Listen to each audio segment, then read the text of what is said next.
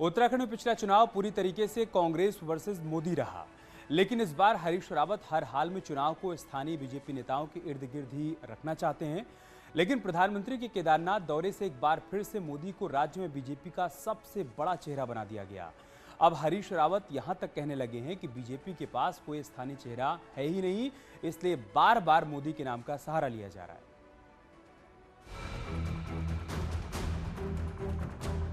उत्तराखंड की राजनीति में चाहे बीजेपी के नेता प्रदेश के हों या फिर केंद्र के, सभी के निशाने पर सिर्फ हरीश रावत हैं और इसकी वजह है हरीश रावत की सक्रियता।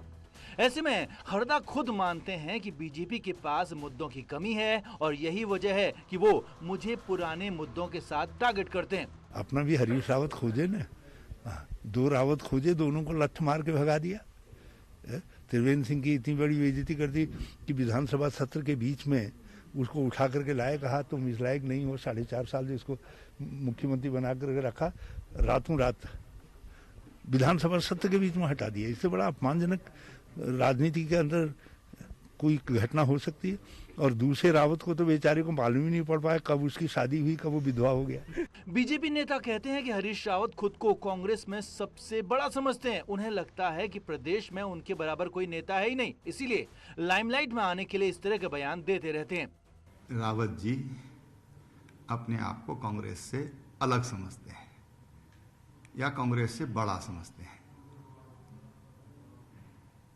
जहां तक उनका कहना है कि हरीश रावत जी को टारगेट किया जा रहा है, कांग्रेस को नहीं, तो भाई हमने तो कसम कांग्रेस को समाप्त करने के लिए, हरीश रावत जी को नहीं।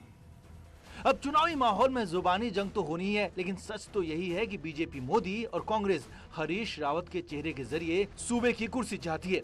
न्यूज़ 18 के लिए देहरादून से भारती सकलानी की रिपोर्ट। हरिद्वार दौरे पर पहुंचे मुख्यमंत्री पुष्कर सिंह धामी ने पूर्व सीएम